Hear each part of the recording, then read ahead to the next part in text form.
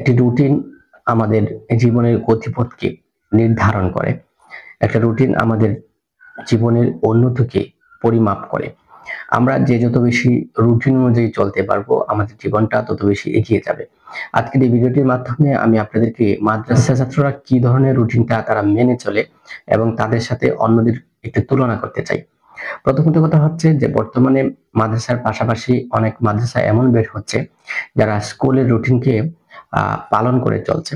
আমি এটাকে সাধুবাদ জানাই, কিন্তু একটা বিষয় অবশ্যই লক্ষণীয় যে কখনোই তারা আগের যে প্রতিষ্ঠানের যে নিয়ম, মাদ্রাসার যে নিয়ম, এই নিয়মটাকে যারা ব্রেক করছে বা এই নিয়মটাকে এক সাইডে রেখে নতুন নিয়মে পরিচালিত হচ্ছে, তারা কখনোই আগের নিয়মে পড়াদের মানুষদের রিপ্লেসমেন্ট হতে পারবে না। এটা আমার একটা অভিজ্ঞতা। বর্তমানে যে ইসলামিক কিন্ডারগার্টেন গুলো পরিচালিত হচ্ছে, এইগুলোতে যারা পড়ছে তাদের পড়াশোনা আর আগে যারা মাদ্রাসার রুটিনে পড়াশোনা করতেন তাদের পড়াশোনার মধ্যে আকাশ পাতাল তফাৎ থাকে।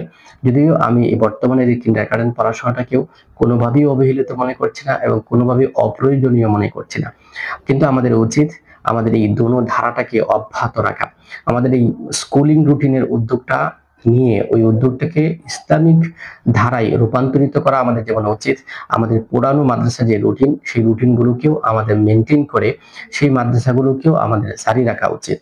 আপনি খেয়াল করেন যে মাদ্রাসার একটা ছাত্রের জীবন কেন অন্যদের থেকে আলাদা হয়, কারণ তারা কি ধরনের রুটিন অনুসরণ করে সেটা আপনি একবার ভেবেছেন? প্রথমত কথা হচ্ছে তাদের দিনটা শুরু হয় আল্লাহ তাআলার প্রতি কৃতজ্ঞতা প্রকাশের মাধ্যমে, নামাজের মাধ্যমে, তাহাজ্জুদের মাধ্যমে, ফজরের নামাজের মাধ্যমে।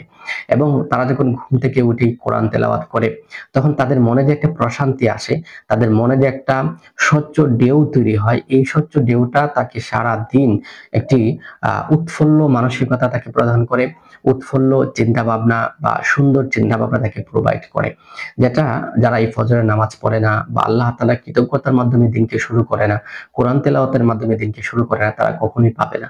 যারা স্কুলে পড়ে অথবা অন্য কোনো পেশায় যারা জড়িত আছে, যারা সকালটা শুরুই করে নিজের পেরেশানি দিয়ে তারা সারাদিন পেরেশানি যাবে, এটাই তো এটা স্বাভাবিক কথা। এই জন্য মাদ্রাসার স্টুডেন্টদের যে অভ্যাসটা আমার সবচেয়ে বেশি ভালো লাগে, এটা হচ্ছে যে তারা সকালটা শুরু করে একদম চিন্তাহীন ভাবে তাদের সারাদিনের ব্যস্ততা দিয়ে শুরু করে, বিষয়টা এমন না। তারা সকালটা শুরু করে আল্লাহ তাআলার প্রতি কৃতজ্ঞতা প্রকাশের মাধ্যমে।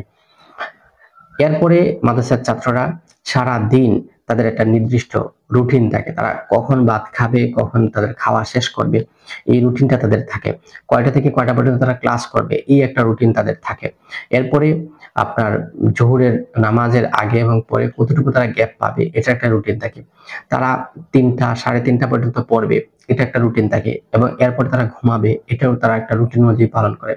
এবং আসরের পরের সময়টা তারা কি করবে সে ব্যাপারে তাদের একটা পরিকল্পনা থাকে এবং এই সময়টাকেও তারা কাজে লাগাতে চেষ্টা করে। আবার সেই সন্ধ্যার পরে মাগরিবের নামাজ পড়ে তারা পড়তে বসছে, ঘুমানোর আগ মুহূর্ত পর্যন্ত পড়ছে এবং নামাজ পড়ার পরে তারা সুন্নত মাফিক খানা দানা গ্রহণ করছে এবং এরপরে তারা ঘুমোতে যাচ্ছে। এই যে একটা লাইফ রুটিন বললাম, এই লাইফ রুটিনটা যদি কেউ ফলো করে তাহলে কেন সে প্রশান্তিতে থাকবে না, তাহলে কেন সে ভালো থাকবে না, কেন তার মেধা শক্তি ভালো থাকবে না? হ্যাঁ, এই রুটিনটা পালন করা একটু কঠিন, কিন্তু অবশ্যই এই রুটিনটা যারা পালন করে আর যারা পালন করে না তাদের মধ্যে অনেক তফাৎ। এবং মাদ্রাসা ছাত্রদের অন্যতম একটা পজিটিভিটি হচ্ছে যে তারা যখন আবাসিক থাকে, মাদ্রাসায় থাকে, এখনো দেশের প্রায় অধিকাংশ মাদ্রাসায় খুব জোরালো ভাবে এই নিয়মটা আছে যে তারা ফোন ব্যবহার করতে পারবে না, তারা সামাজিক যোগাযোগ মাধ্যম থেকে তারা দূরে থাকবে। এটা তাদের মেধাটাকে পড়াশোনার প্রতি মনোযোগী করতে উপযুক্ত করে দেয়। তো এটা বর্তমান যুগে খুব কঠিন একটা কাজ, কিন্তু অনেক মাদ্রাসাই এটাকে সহজ করে দিয়েছে, ফোন ব্যবহার করতে পারছে। এটা তাদের পড়াশোনার ক্ষেত্রে একটা বিঘ্নতা সৃষ্টি করছে। কিন্তু বিশেষ করে মাদারিনেসার যে প্রতিষ্ঠানগুলো এখন হচ্ছে সেগুলোতে খুব কঠোরভাবে তারা এটাকে মেনটেন করার চেষ্টা করে এবং যারা এখানে ভর্তি হয় তারাও এই মানসিকতা নিয়ে ভর্তি হয় যে আমরা খুব ভালো করে পড়াশোনা করব, এবং তারা সামাজিক যোগাযোগ মাধ্যম ফোন ব্যবহার করা এবং এই ফাংশনগুলো থেকে বাধ্যতামূলকভাবে তারা দূরে রাখে। তো আমাদের কাছে বিষয়টা কঠিন মনে হলেও যারা এই বিষয়টাকে অবলম্বন করে তাদের কাছে বিষয়টা একসময় সহজ হয়ে যায় এবং এটা তাদের স্কিল ডেভেলপের ক্ষেত্রে, তাদের পড়াশোনার দক্ষতা বৃদ্ধির ক্ষেত্রে সর্বাত্মক সহায়তা পালন করে। সুতরাং আমি আপনাদের কাছে যে আবেদনটা রাখছি সেটা হচ্ছে বর্তমানে এই কলুষিত যুগে, বর্তমানে এই দুর্গন্ধময় পরিস্থিতিতে আপনার সন্তানকে যদি ভালো মানুষ হিসেবে গড়ে তুলতে চান তাহলে অবশ্যই মাদ্রাসায় তাকে ভর্তি করান।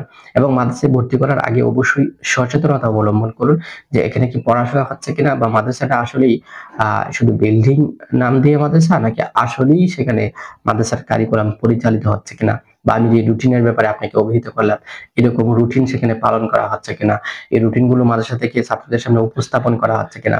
শিক্ষকদেরকে জিজ্ঞাসা করুন যে আপনার মাদ্রাসায় পড়ার রুটিন কি।